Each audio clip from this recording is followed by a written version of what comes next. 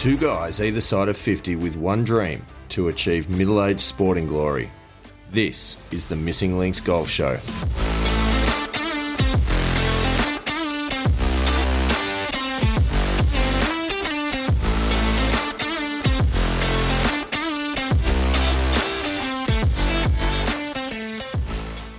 Pilgrims, here we are again. This is episode 41 of the Missing Links Golf Show. I'm Steve Hinks. Andy Walker, welcome back. We are edging towards raising that bat at 50. I wonder if we can somehow organise a Missing Links Golf Show cricket bat. Ooh, I like it. Leave it with me. We'll look into that. Got approximately 9 weeks. You'll have to get two, though, because, you know, you've got to have like one, you know, given we don't record in the same location, and we're quite a number of hours apart, I reckon that we may need to. That's tricky. We'll have to figure that out. Anyway, we're not here to talk about bespoke cricket bat design. We're here to talk about golf. And today it's not just us that are here to talk about golf. We've got a special guest that's about to join the show for this episode. Andy Walker, who is that? Look, this guest, really pumped to have him on the show. It's been a little while in the making. But yeah, podcast that we both listen to, a gentleman by the name of Evan Singer, who is the co-host of the Par Train. Nice. And yeah, got a lot of really good information on his show, and we both get a lot of good stuff from it. Yeah, it is a good show. There's a lot of similarities actually between the Par Train and the Missing Links Golf Show insofar as it's two guys that play golf. They're not either side of 50 though. They're a bit younger than us. They are a bit younger than us. But in fairness, they play a similar standard of golf to us, between the two of them, between Evan and Matt. So I think there's a lot of parallels that can certainly be drawn. And I'm sure there's a lot of lessons that we can learn from their experiences, and potentially a few that they can learn from our experiences. But more importantly, lessons that pilgrims can learn from everybody's experiences. That was a long-winded way of saying that there could be some good information in this discussion. But Andy Walker, I'm excited. Are you excited? I'm excited. Let's jump to it. Let's do it. All right. See you on the other side, pilgrims. Andy Walker, an exciting one today. We have got Evan Singer from the Par Train joining us on the show. So, Evan, welcome to the Missing Links Golf Show. Thank you. It's always fun being on the other side. Yeah, for sure. So, I think always a good place to start is just to give you the floor for a couple of minutes and maybe tell the pilgrims who you are, what you do, what your background is, your relationship to golf, all those sorts of fun things. So we might throw to you for a sec. Sure. So we've been doing the Par Train podcast for over 8 years now, which is crazy. I actually met Matt, my co-host. We call him Serm. His last name is Cermak. He comes from a family that's really well known in the golf community in Chicago, Illinois, back in the States, where all four boys played D1 college golf. And I was joking with someone this morning. Someone told me who grew up with him, he would, kind of limp into the tournament shooting 81, and he'd always hear about a Cermak shooting 63 or 64. And so my best friend growing up was Matt Cermak's best friend in college. So we got brought together through our mutual best buddy and gave a speech at our buddy Ryan's wedding. It went pretty well, if I have to say so myself. There might have been a blonde wig involved, with some acting and full body miming, maybe, I guess you could call it. And we were like, we got something here. I wouldn't say that many podcasts start from a wedding speech, but it did for us. And we started the show, and I think my favorite part of the show is, there's a million different ways to get better at golf. Everyone's got different goals. Everyone wants to shoot lower scores. But just like anything, what's the point of spending the time, spending the money, being away from family if you don't enjoy it when you're out there, you know? So the par train's really about helping frustrated golfers enjoy the ride again. That's our mission. But we also say on the show, if you can smile through bad golf, you can smile through anything, because we all know what it's like when nothing's going your way.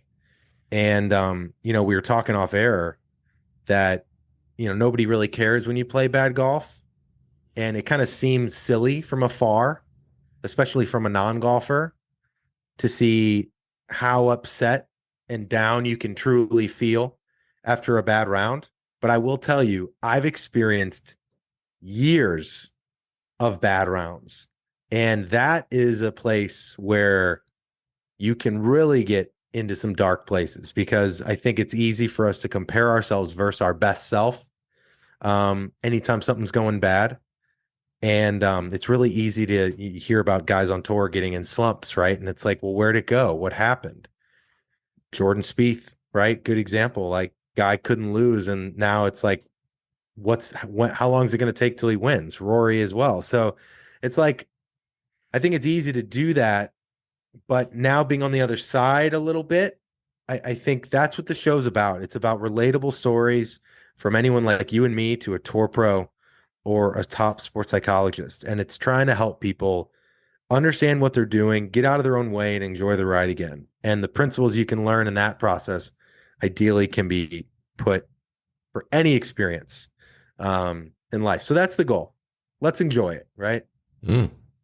I sort of feel as though we've ended up in a fairly similar place, Evan, in that what you just said, it revolves around your mental approach to golf and how you deal with it mentally. I mean, Steve and I, we started off, with our aim to play senior amateur golf and tournament golf. But then we've sort of come through this mental golf journey of just dealing with whether it be not being able to play because you're busy in life, or a personal challenge comes up.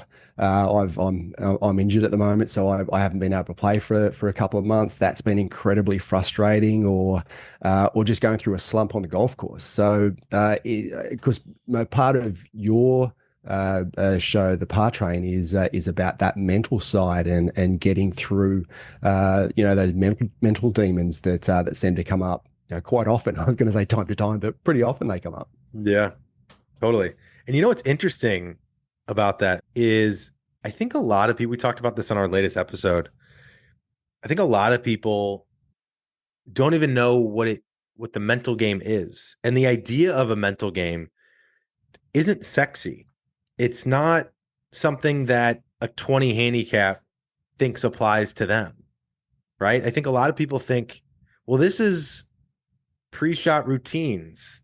This is, breathing into the ball, as I step into the shot. I think sometimes it can come off like this legs crossed meditation type thing, that how can you say that that's going to help me when my swing is messed up?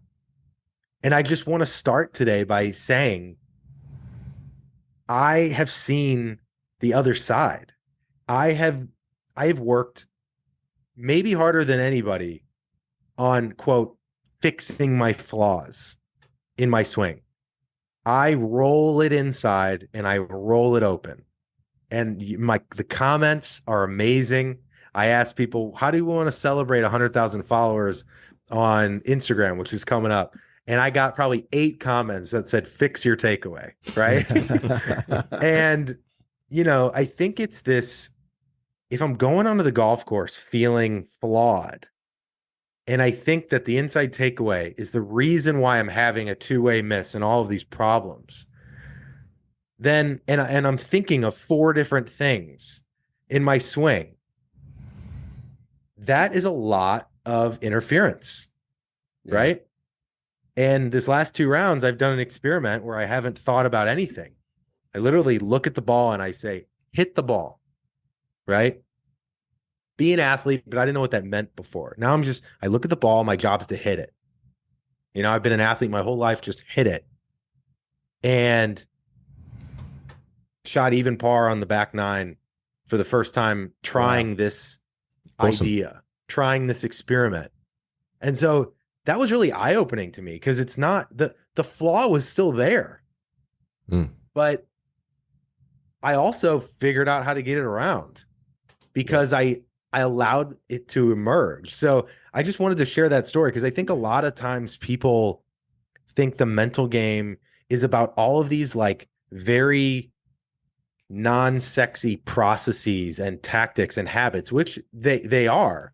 But a lot of times I find that the quote mental game is really just finding what helps you, what happened when you played your best, how are you wired as a person, and then how can you do everything in your power to get out of your way and allow that guy or gal to emerge. I think that is really what the mental game has become for me lately. Yeah, that's really, really interesting perspective. So talking about a lot of people not understanding the mental game and what a strong mental game means. I and Andy Walker, we were talking about my dad last night in our message chat. He's early 80s. He's always been into sport his whole life, and he's been playing golf for probably the last 30 years.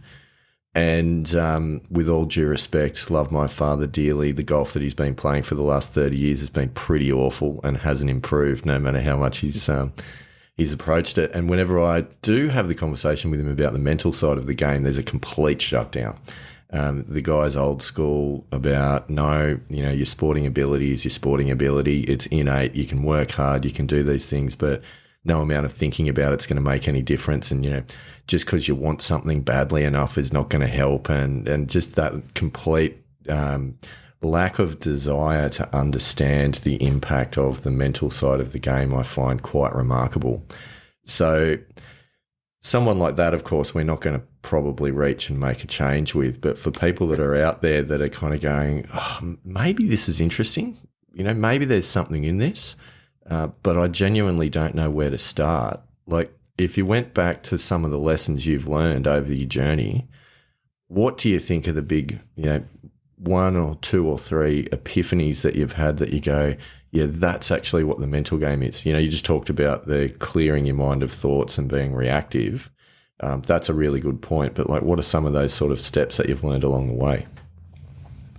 Yeah, maybe I'll direct this towards your dad too, because what I was thinking when you're saying that is like, well, I wouldn't start with saying it's the mental game. I would say, do you want to get better? Yes or no? All right, let's think about what you're doing, right? In a poor round, and let's think about what you did in a really good one. He might not have had a really good one to talk about, though. Is the problem?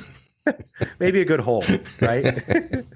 I think, because I do coaching too on the mental side, and I think the thing that really jumps out, and I would highly recommend it, and this is not an ad or a plug, it's actually a super valuable resource that's free for people. It's called Mental Golf Type. And I use it as kind of a foundational system in my coaching, but it's really helped me. I had to look in the mirror. I was like, wait, let's look at myself, as my own student. I don't think I'm practicing what I'm preaching. So I kind of took a step back and I went back and looked at my mental golf type. Essentially what it is, you go to mentalgolftype.com. It's like a 5-minute free assessment. And if you guys have heard of like Myers-Briggs personality test, everybody's got a type, 4-letter type, right? This is a system that's been designed specifically for golf. And so what I notice in my coaching and now in my own game is, I would say pretty often, I would say 70% of the time, when someone's really struggling and it's like getting dark and I don't want to talk to anyone the whole day after the round, you're thinking about it for the next week, right? I think we've all been there. Usually, more times than not, you are bringing someone on the golf course that is different than the person you bring in every other scenario in your life. So like, let me give you an example. I coached a surgeon at UCLA for a year or so. And he was an 8 handicap when we started. Now he's a 2 or a 3. And, he belongs to a great club here in Los Angeles. And, we looked at his mental golf type. And, as a surgeon, surgeons are very confident in their skill set, but they know things emerge, things pop up. And when things pop up, you have to be able to then go to your toolbox and your toolkit and say, so for example, like if something pops up with me, I know I probably got quick.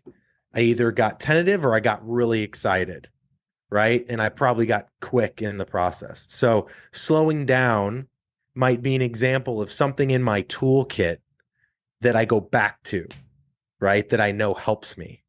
For my player who is a surgeon, you know, he was trying to go in with a very strict plan and didn't want anything that not according to plan to emerge at all.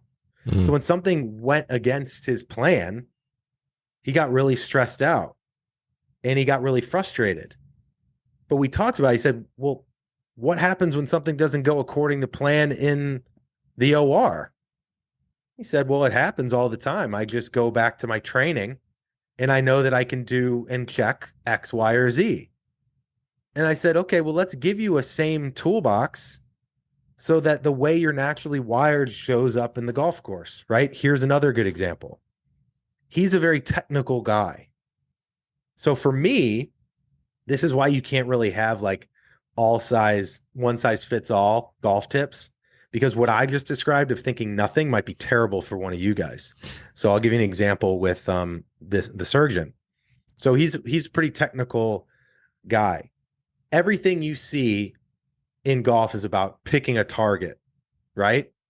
He had this, I feel like a lot of people go to the golf course and we have this should mentality of, well, I do this because I probably should. And I assume most people, you got to fixate on your target. You got to really focus on your target. Well, his mental golf type, you're supposed to be more player side, not target side. I'm the opposite. So Tiger's player side.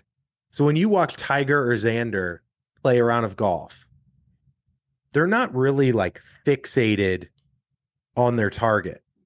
They might look up for a couple seconds, but if you time their routine over the ball, they spend the majority of their time over the ball looking down.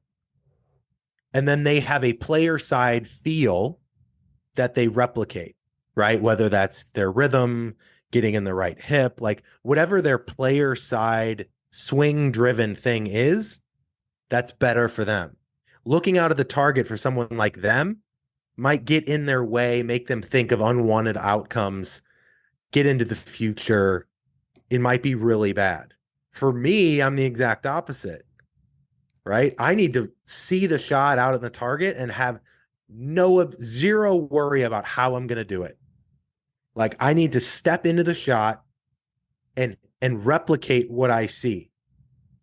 So we did that for the surgeon that I coach, and his driving was like transformed, right? He didn't go into the shot. We try and find those little things that you're like, I'm doing this.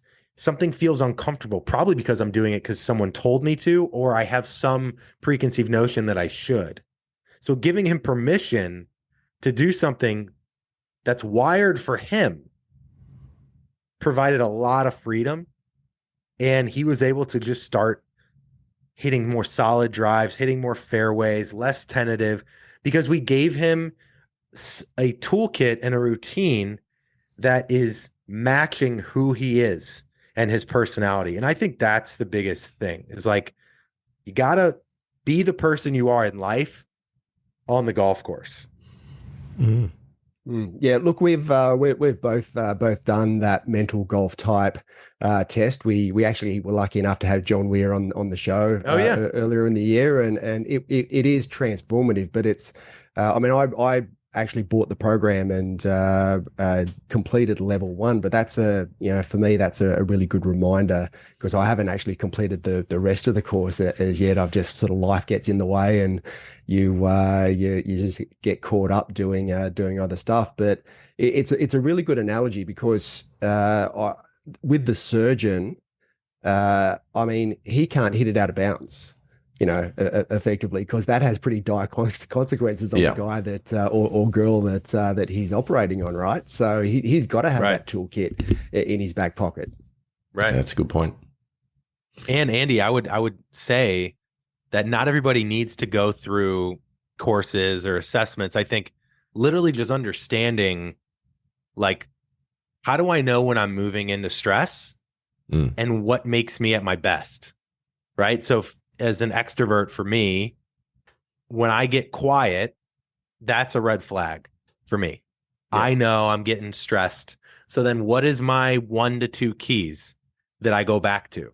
Right. You got to have something to lean on. I think a lot of people have this misnomer in anything, not just golf, that it's either all good or it's all bad. Right. Like I'm either I focused the whole round or I did a really bad job focusing. Well, that's not really how it works. I'd say 99.9% of the time, it's just moving from focus to lost focus to refocusing, negative thought to more positive thought.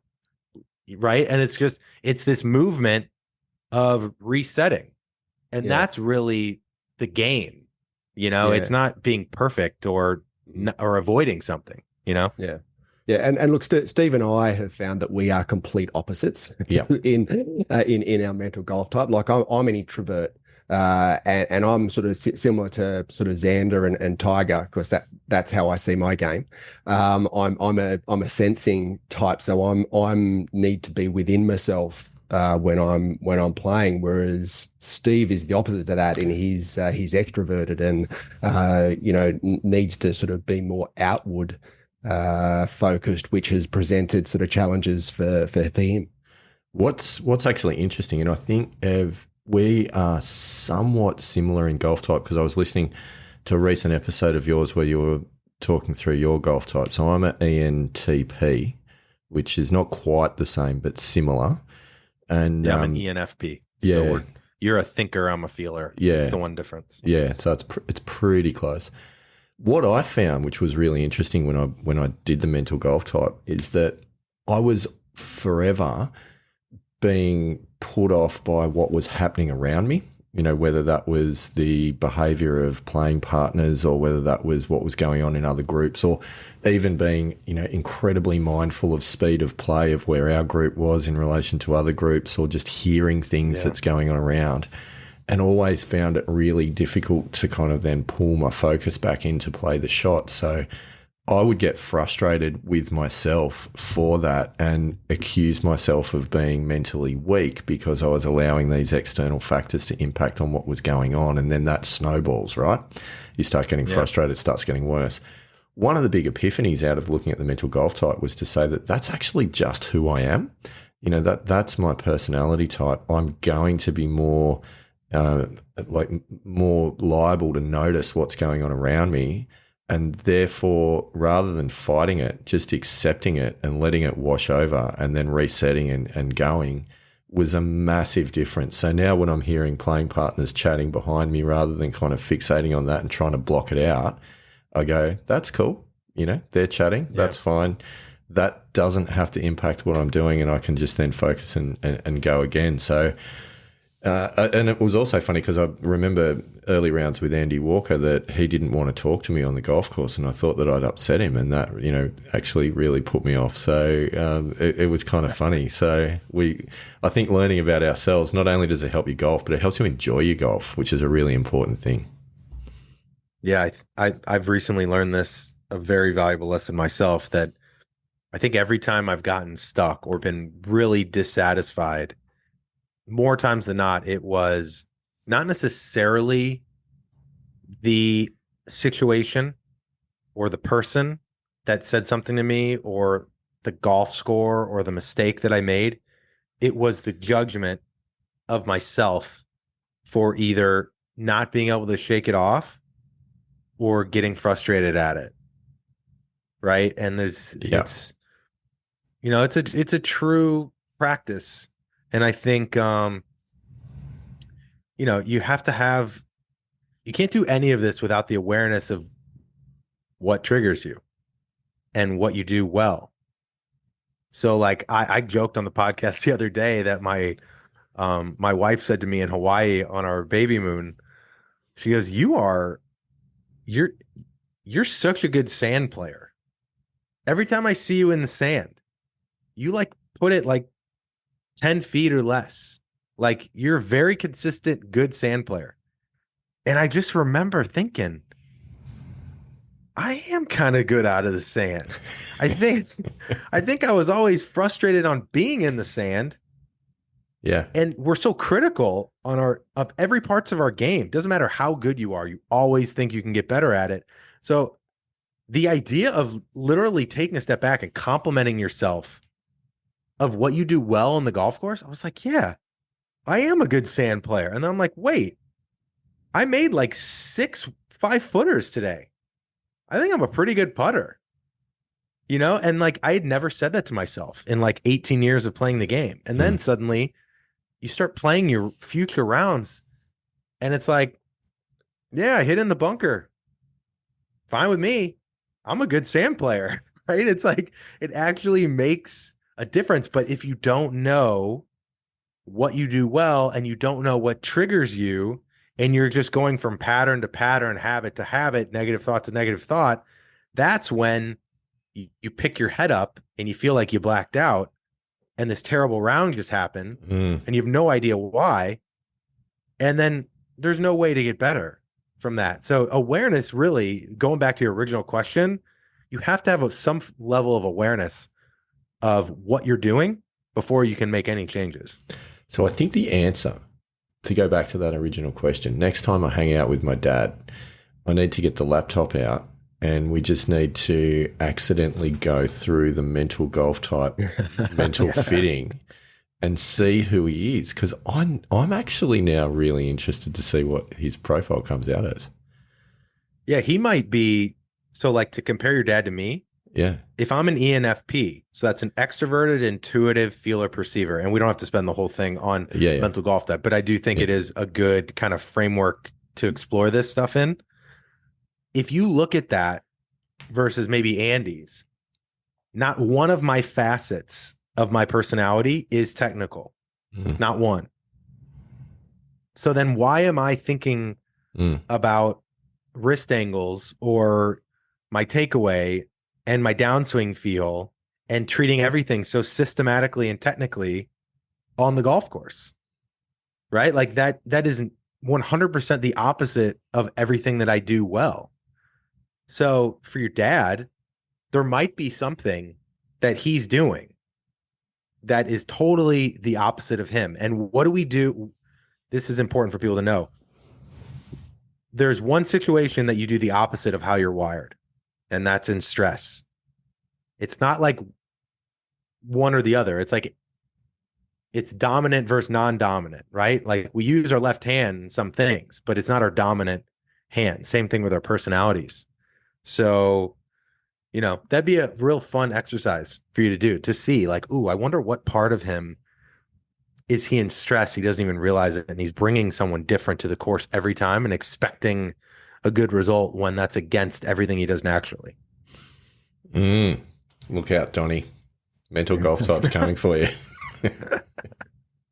But it's a really interesting comparison, Ev, because my dad and Steve's dad, they're only a couple of days apart, right? And it's quite interesting because Steve and I have known each other for 20-something years, 24, 25 years. And after we met and we became mates, both our dads met and became mates as well. So it was a really cool dynamic. But my dad has, because he listens to our podcast pretty often, and he's gone through this mental game journey with us as well. But he's sort of been the opposite in that he's taken a lot of the stuff on board, and he's been really open and had that growth mindset to a point where earlier in the year he went out and played 9 holes and shot even par, and he was 81 at the time. And first time in his life that he's ever shot even par for 9 holes of golf. Wow. But one of the big concepts that's been sort of, one of the foundational concepts for him, as it has been for me, is the notion of acceptance on the golf course. And I think that really plays in well with mental golf type, and being able to just leave behind those mistakes that you're always going to make on the golf course. Yeah. Yeah. The interesting thing about acceptance is it's really hard. It's really easy for some. It's almost impossible for others. And the impossible moments are the interesting ones, because that reveals, again, every emotion is information. So like for me, I used to lose, I'd say 6 balls around, just off the tee, right? Just would have a foul ball, and everything about coming into the round was trying to prevent a foul ball, right? If I could just keep it in play, I'd be breaking 80 consistently, right? We've all have something like that, 3 putts, out of bounds, etc. And when something like that plagues you for so long and you demonize it, because it's clearly like you can't deny that that's happening.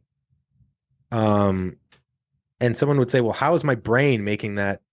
That's another topic we can get into. But my point, Andy, is you can't tell that guy to accept 6 balls OB, because he's going to say, well, yeah, that's easy for you to say, but like this is ruining my score. And I'm sick of being the guy dropping for 3 when everyone else is out on the fairway having fun, right? That was me.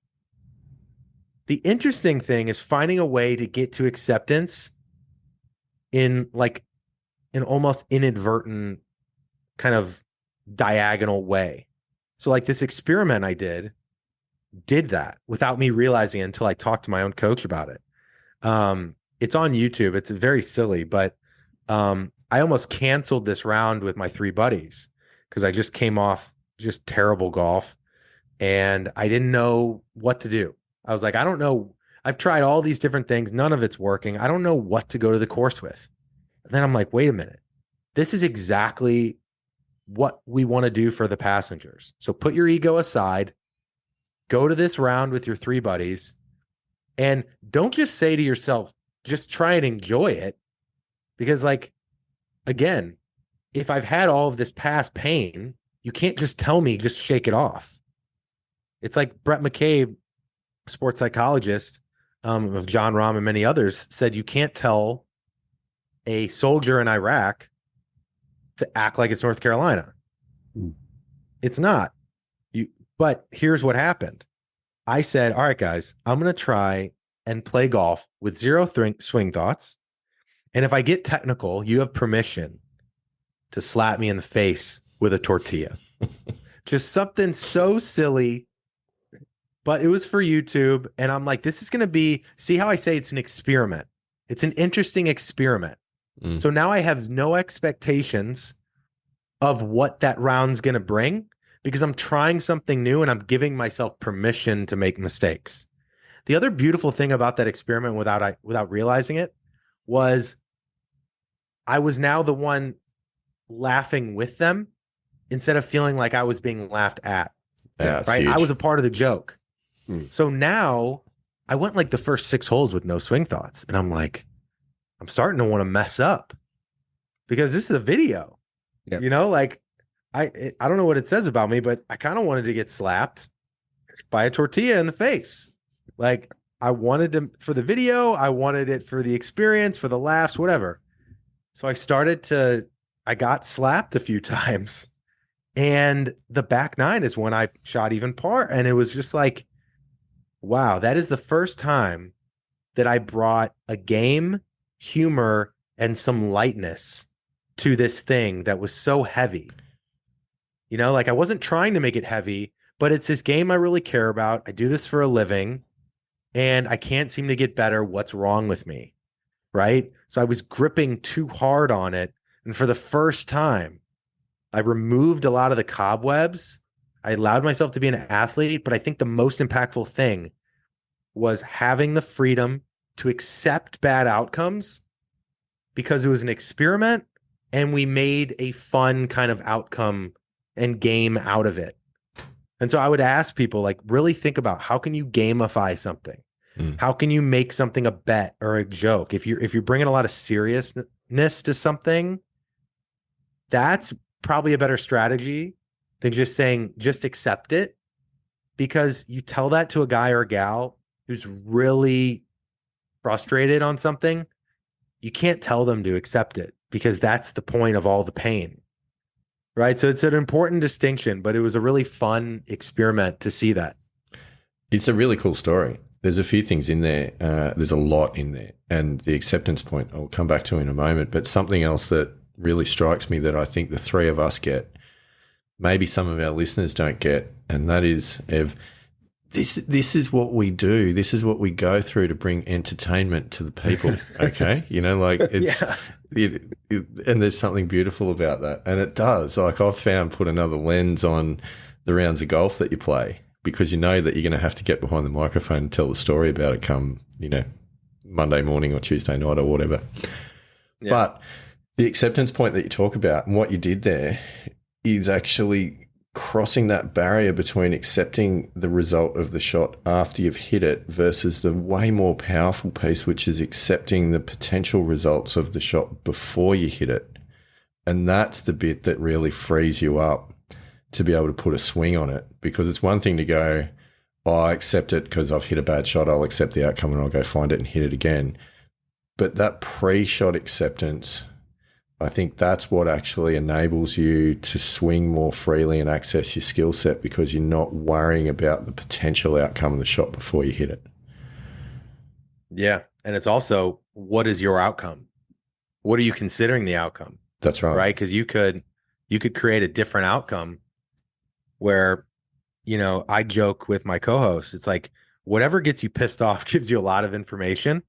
So if I block one high right, that's my least favorite. Used to be my Achilles heel, like I talked about. So that thing, you're going to see me feel it. But if I hook it a little, but it was like a really strong drive, I'm not going to be mad about hitting it left because I struck it okay. So clearly, ball striking is the thing that is my outcome without even realizing it. So to change that to committed, focused, you know, having more fun, having a plan, not getting technical, right? Those could now be my scorecard. So to your point, Steve, like, it might be easier to respond after a quote poor outcome as long as I did the other things. Or made a note on my scorecard of the thing I didn't do that I was trying to, and now on the next shot I can try to do it. You know, versus just getting pissed off all around because the shot didn't match my expectations. Well, how many shots go exactly where we want? It also, I think, comes back to, and you bring it back even further, you know, in the why are you playing golf? You know, is it to go out there and frustrate yourself? Or is it to go out and you know, have fun? Fun's an interesting word, because I always used to resist the word fun with golf. And my wife always, in your whole life, Andy Walker, I think it's fair to say. Fun's not my life. But I used to come home from golf, and my wife used to say, "Oh, did you have fun?"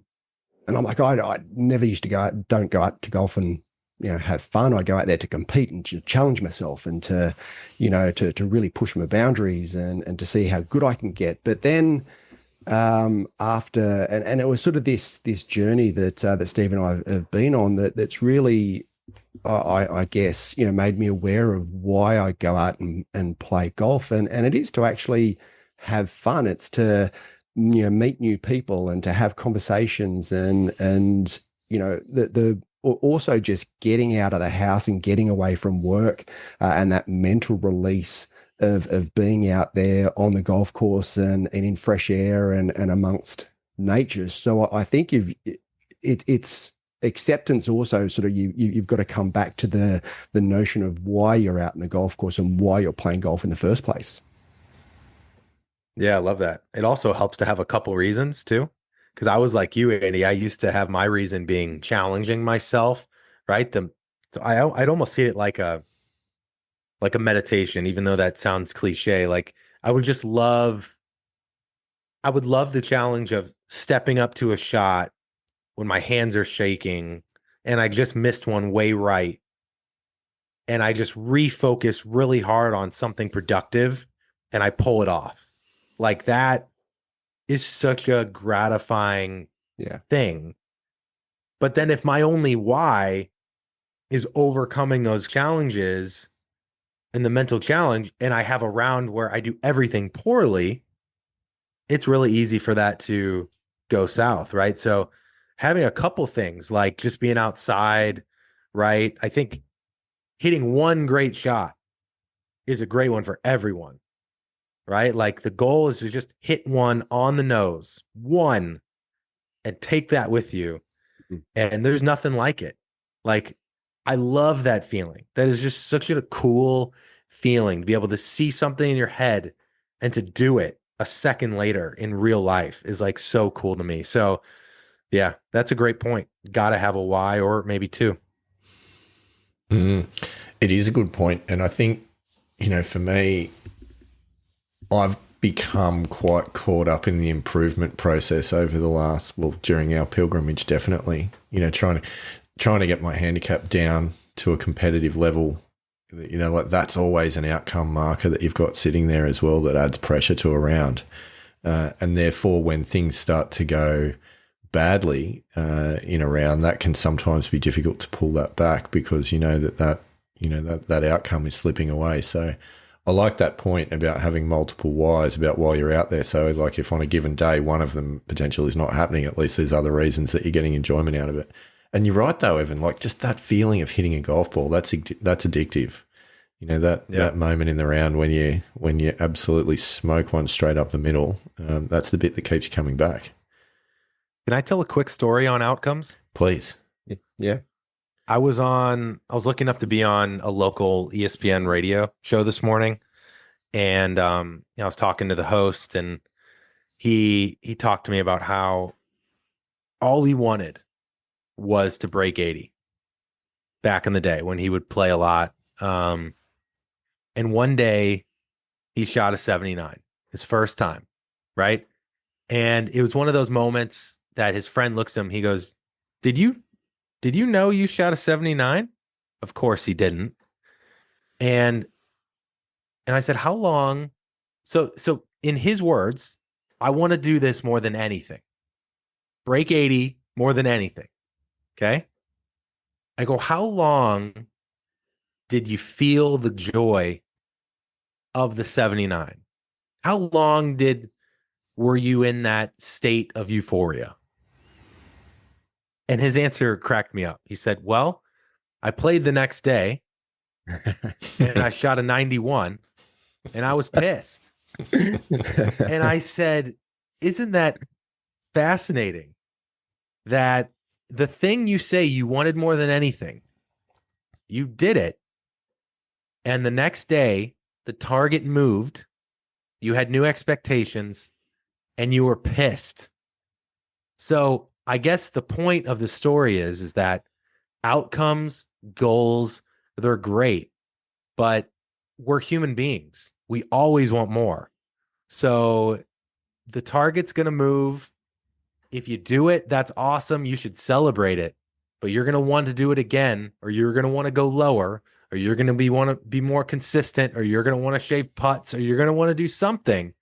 So finding something else in the act of it that you can enjoy, I think is so important. Otherwise, we're just chasing these targets. We hit them every once in a while. The target's going to move, and we're going to wonder why we're not feeling anything that's, that feels good for a prolonged period, feeling satisfied, feeling fulfilled.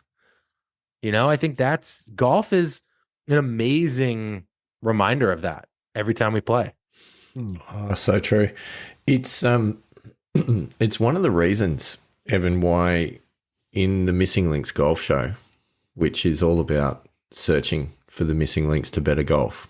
That's where the name came from.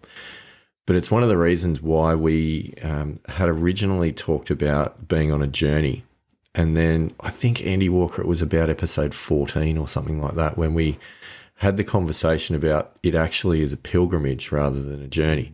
Now, what's the difference, I hear you ask? The difference is that in our mind, a journey was very much a movement from A to B. It was destination focused. It was getting to a destination. The pilgrimage, we felt that word added a level of meaning about the experiences along the way and the lessons learned as part of the journey. And really focusing on that whole process rather than merely on the destination. So I think with that in mind, that's kind of one of the essence of this show. And one of the other parts that's come out of it as well, which has been really interesting, is that we started this as a golf show, but a lot of the feedback that we've been getting and a lot of the questions that we've been getting has been more about life off the course and balancing, the work-life relationship, the parenting, golf, family, work, professional relationship, and all of those elements. So I understand you've got a little bit of a life-changing moment coming up in the future. How are you feeling about juggling all of those elements and still being able to pursue these golfing dreams? It's funny. My wife and I are having our first baby in November. So a few months, baby boy. And, I think for me, the biggest thing, who knows what he's going to teach me? I'm sure a million things, but the thing that comes up first as I think about being a dad is, I've learned so much stuff through practicing things with my mind and understanding myself and emotions and managing them and learning from them. And, I think we all have to unlearn some things that we either got conditioned with or learned from family or our environments or whatever. And I think it's easy for me to fall into the trap of thinking that I can shape this little boy without needing to unlearn anything, like giving him everything from the start, and I think that probably puts an unnecessary amount of pressure and makes it a little bit too formulaic of like molding someone and teaching someone versus just being there and loving him, and celebrating conversations where he feels like he can talk to us and learn things and celebrate learning from bad things, So I think that's interesting thing for me as I go into this phase of like, let's just be there. I don't need to worry about messing him up. Like what I say, I'm sure I will in some ways from whatever I'm carrying that I pass to him. But just having a house and a home that celebrates growth and understanding and conversation, I think is a better place to start. And then we'll see how I do once he's here. I think it's certainly from my perspective, trying too hard to shape someone just doesn't work, right? They're a human being, and I just don't think that works. I don't know, Steve's pretty similar to this. My perspective, I've come to the perspective of I just want to support my son to be the best version of himself. Yeah. And daughter as well. I've got a daughter who's 7. So, both of them is just all about, okay, well, who do you want to be in your life? And let's support you to be the best version of that. And that's really all you can do. Just provide those opportunities, provide that platform and stability, to be able to allow them to live their life on their terms in the best possible way. We talk a bit about guilt as parents. It's a real thing. Ev, welcome to the Parent Guilt Club.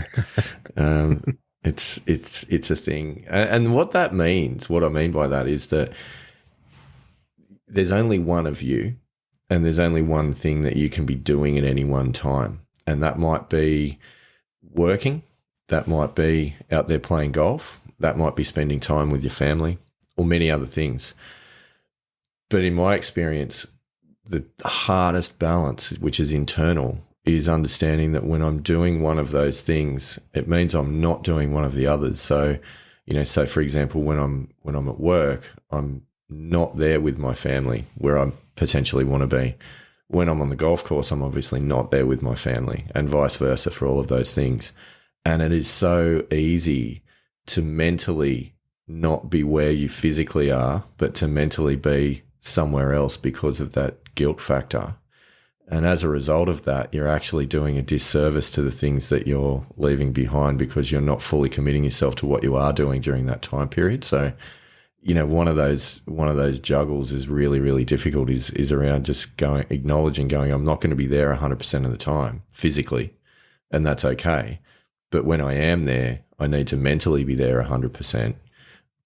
And when I'm doing something else, I need to actually be doing that 100% as well, because that for, certainly for me was a real lesson learned about making the most of the times you can get out on the golf course, applying yourself in a work setting when you need to, but then really being there with your family when you're there and not thinking about work when you're with the family. So, that's a huge one. But I think that's a lesson actually that we all need to take out of a lot of facets of life too, about being present. I love that. It's not that dissimilar to Andy's point about acceptance, but someone might say to you, be present, right? But that's not an easy thing to action on. What do I do with that? You're probably going to judge yourself that you're not. All the time. Right? So it's like, I like to think of things kind of in a different way. It's like, okay, well, if that's the case, then what can I observe in my existing environment and really be in awe of? Like, what can I appreciate? It's more of just an observation, mindfulness practice. It's like, I once was told by a coach, you can't focus. If you're not focused, you can't just say focus harder. It's usually the removal of distractions that helps you focus. Being present is kind of the same way. You can't just force yourself into being present, but you can observe things around you and appreciate them.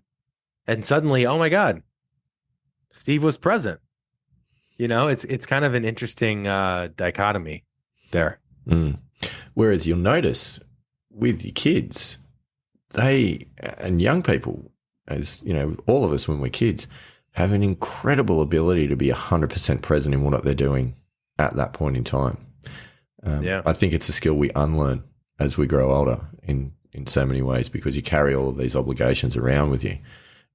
But I always found, and you're gonna love the experience, because just that, the fact that you're forced to just be there doing something as silly as putting a tea towel around your neck and pretending that you're a princess, just because your daughter wants you to. I mean, you probably won't have that issue if it's a little boy, but the things that you end up doing as a dad, things you probably never think that you're going to, but it's very, very cool. You know what that made me think of, Steve, is we actually had Bob Rotella tell us on the show. He asked us, is the way you're playing golf feel like work, or does it feel like play? I don't think there's much in between. I think it's pretty clear. I think if anyone listening asks themselves, I think it's a pretty clear answer. And to your point, I don't think anybody who's born and comes into the world needs to be taught how to play. Like, it's all you hear. Can I go play? Dad, can you play with me? I want to go play with my friends, right? That's natural. That's in us. So think about what happens when you get older and you try and work at a game instead of like, how can I make this fun? How can I play? Well, I mean, the whole fact with this sport is we say, I'm going to go and play golf. That's right. Like, it's in the phrase. Right. I think we quite often forget that. Such a good point. Although on the other hand as well, I'm guilty of this, and I've just had a little bit of a light bulb moment there, in that a lot of the time especially when I'm going to practice, I go out and I say, I'm going to go and work on my game. And that's a really interesting way to put it, rather than focusing on, well, I'm actually going out to play. I'm not going to go and work. I'm going to go and play. So that's really interesting. And that's something, as I said, that I'm guilty of, just looking at it as working on my game rather than playing. And how often, do you hear people that talk about learning through play, and, gamifying things obviously is a bit of a modern trend. Learning through play rather than learning through hard work and beating yourself down. Interesting. Evan, you've given us something to think about on this one. Yeah. Well, it's funny. I feel like every top coach that's been on our show has said something of that idea, where, whether it's Sean Foley or George Genkus, like, they're tour pros, they give them games and they have to do their best to get up and down 7 out of 10 times, or they start over, or they have some bet, or they have to do something silly. Otherwise, like, you're not replicating anything that you're doing. It's totally different, right? If we're just raking ball after ball, hitting 15 7-irons in a row, barely having a target, you create no boundaries in your head of this pole or this flag is this, trying to hit it in between this because there's water right and there's OB left. If there's no simulation, and then we go to a chipping green and we hit to the same flag with the same club and the same thing, it's just autopilot, and I'm guilty of doing it too. But it is funny that it sounds, Andy, to your point, like, it sounds like a burden to go work on the game, right? But if I'm going to go play and get better in the process, let's go compete and bet whatever after, or I can't leave until I do this, and that way you have real pressure. Yeah. So that's a good point. Yeah. And gamifying your practice is one thing that we've talked about a little bit, and because I use the stack system for swing speed, and we had Sasha on the show a couple of months ago, and we talked about his putting, the putting side of the stack, and that's exactly what he's achieved with the stack putting, is that it gamifies your putting practice. And he talked about they're developing a wedge play stack system as well. And the same thing, it's gamifying your practice, which A, makes it fun, but B, brings that element of pressure and the competition element to your practice, which I think is really useful. Isn't it crazy to think about how many of us don't gamify our rounds?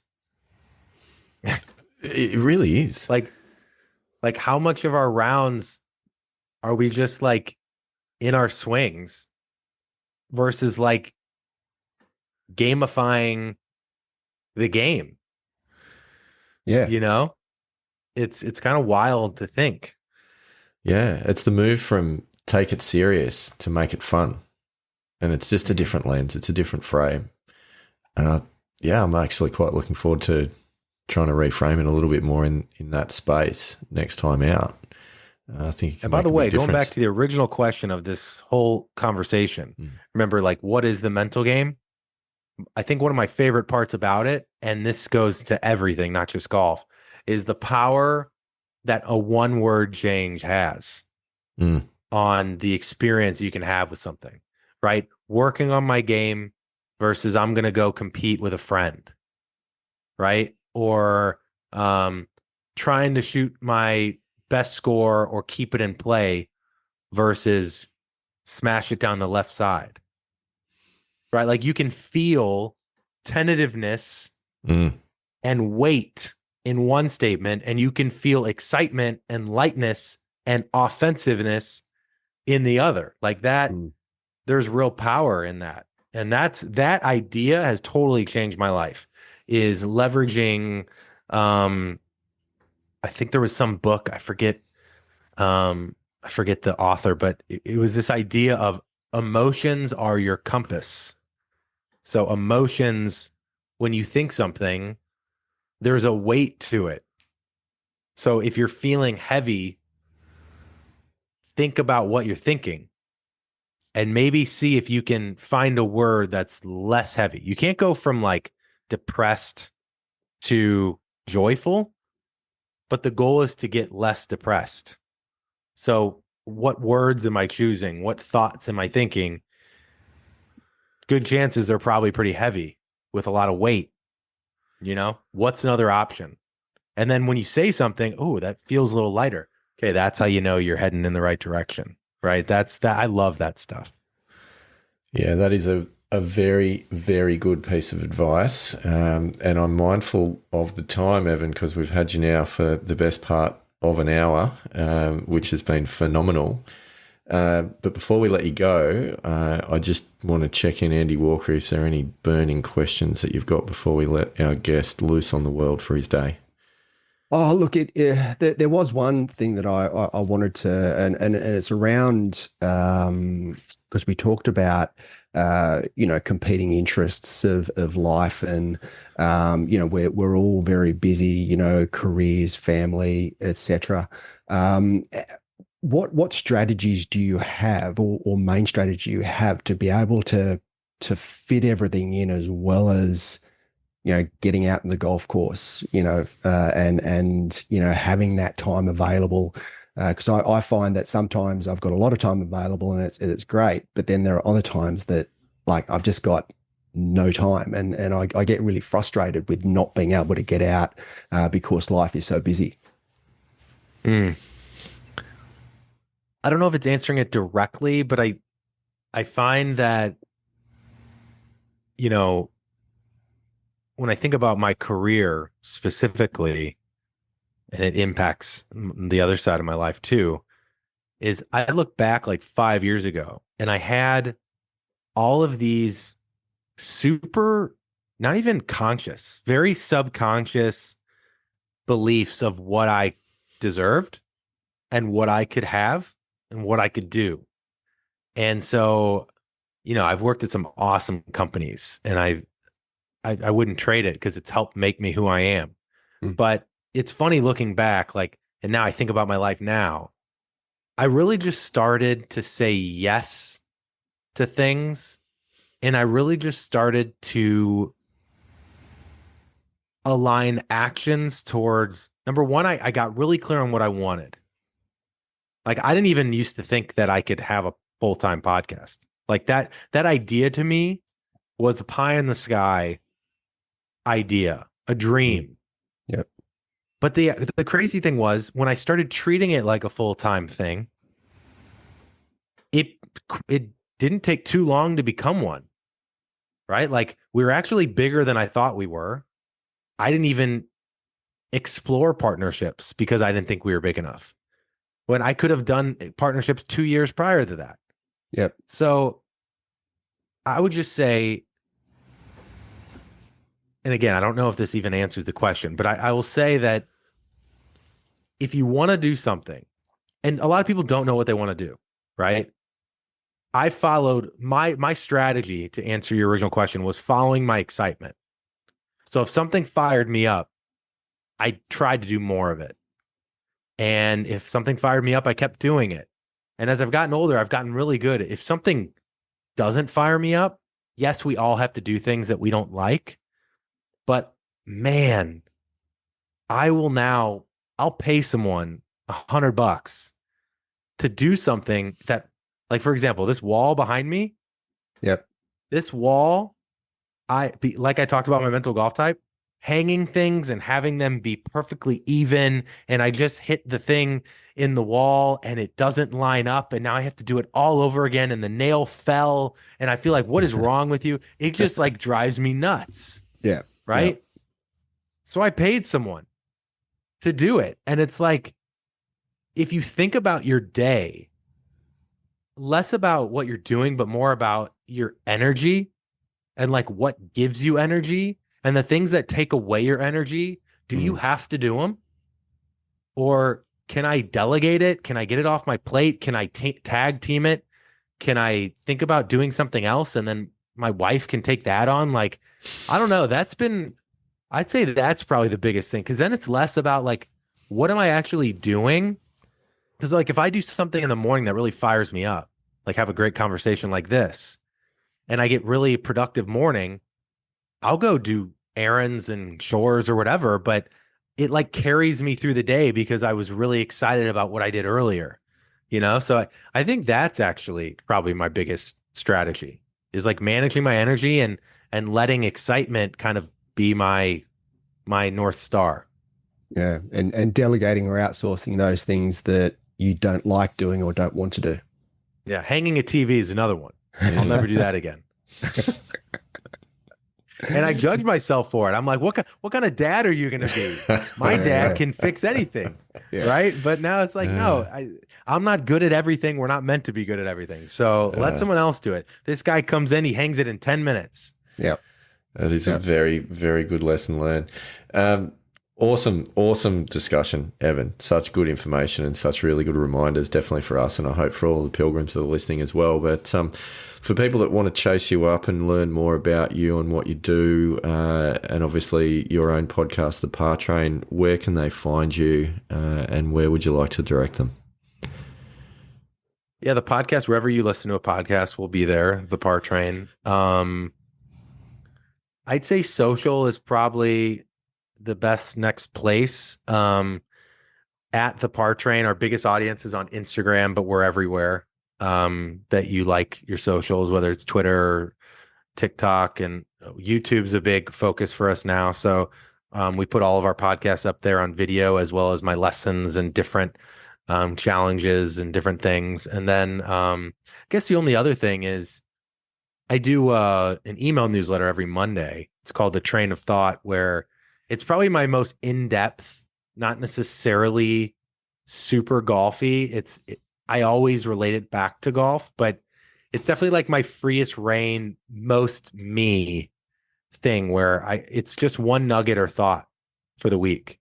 It's very simple. I never send you an email other than like if we drop merchandise or something, people get first access to that who are subscribers. But that's kind of fun. Every Monday we send out just one quote and my take on it to kind of set you up for the week at thepartrain.com, totally free.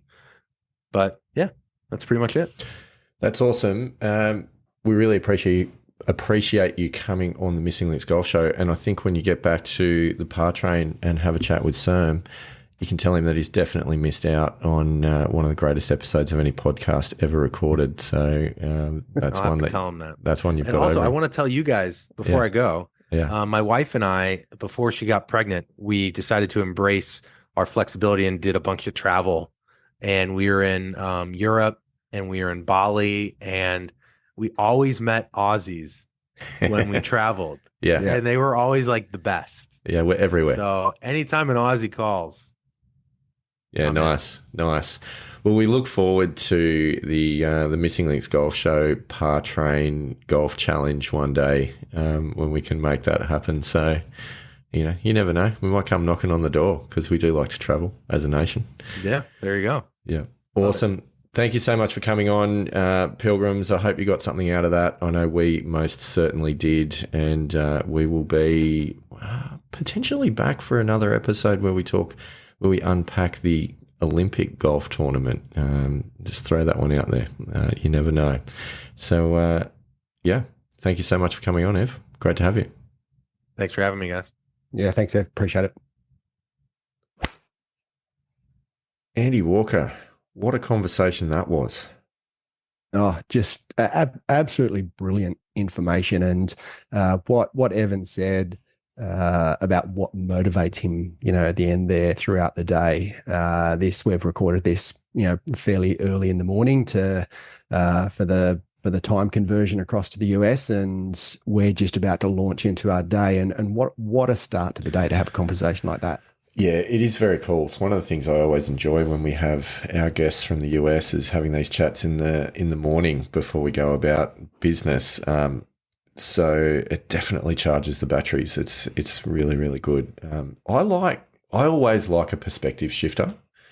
And I thought that the conversation that we had towards the end of that interview about flipping words and finding, the use of language to reframe experiences, and obviously the light bulb moment for you that you probably want to talk about of converting work into play from a golf perspective. Absolutely.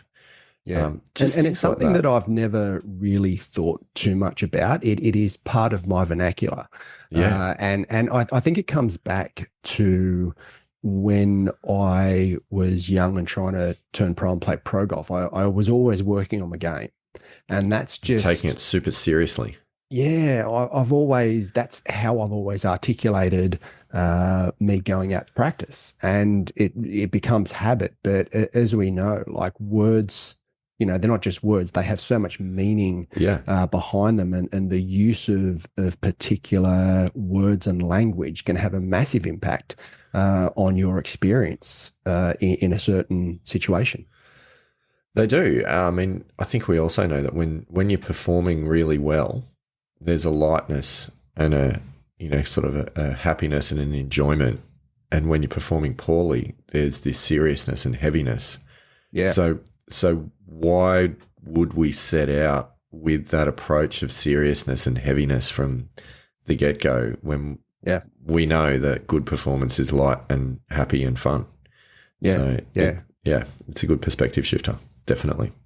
Yeah. I also like the and again, it's another reminder of gamifying practice, making it fun. You're going out there to play. We work enough, in our careers, we work, and we're doing that, 9 to 5, sometimes longer, every day. So when we go out into the golf course, let's play, let's have fun. Let's, enjoy it and, have that mental outlet that golf should be. Yeah, no, I think it's a really good one. The other good conversation I think that was really important was the reminder about the mental golf type. And, we've been through that on a number of occasions. We've been fortunate enough to have John Weir on the show to talk about it. But just as a reminder to the pilgrims that there are links in the show notes to access all that information on the mental golf type as well. And we thoroughly recommend you getting in there and use those links and check it out, because you genuinely can learn a lot about yourself, both on the golf course and off the golf course, by going through that. And it's free to do the mental golf type fitting, and you don't even need to go beyond that. If you do, fantastic, but even just, as Evan was saying, just getting that awareness of who you are and how you operate can actually make a massive difference. Yeah, and that in particular has made a massive difference to how I go about golf and the understanding and awareness that I've got of my own behavior on the golf course, and about time and giving. I need a mental golf type for my life, but that's a different conversation. But just being able to have a framework to go out and play golf within is been a huge shift in perspective. Yeah, it really has. And I think it will only continue to be so. There's a lot of lessons to learn out of that. I'm looking forward to listening to that episode back and just sort of, once again, going through all of those little pearls of, I guess you call it perspective shifters more than anything else, from Evan. And it's always good to hear someone that's been sort of going on a similar journey to what we have and learning similar things, probably doing it for a little bit longer, and just hearing the benefit of their experiences. And there's a lot of parallels, but there's also a few unique learnings and differences that he brings to the table as well. So that was very cool. Yeah. Well, I mean, Evan and Matt, I mean, they've been going 300 and something episodes. Yeah. So we're talking about celebrating 50, and they're we've got a few to go. Truly in over 300. So we've got a few to go. Got a few to go. Anyway, Andy Walker, I think that's us for today. We are still searching for our next recording time, but as alluded to at the end of that episode, I would love to try to find a moment to unpack what's currently going on over in Paris at Le National Golf Course. Don't even think that's how you say it. But yeah, really interesting. As we record, day one has been played. So no spoilers just yet, but I think we should definitely try and get behind the microphones and unpack that one a little bit for the next episode. Yeah, let's do that. Sounds good. Alrighty, Pilgrims. Enjoy your day. It's been fun. Andy Walker. Rock out, Pilgrims. Nice. Thanks for listening to us today. For more content, you can find us on Facebook at The Missing Links Golf Show or on Instagram at Missing Links Golf. You can follow us on X or Twitter at TML Golf Show. You can email us directly via the Missing Links Golf Show at Gmail. You can even send us a text via the button in the show notes. We love to hear from our pilgrims, so please get in touch, or better yet, leave us a review on your podcasting platform of choice. See you next time on the Missing Links Golf Show.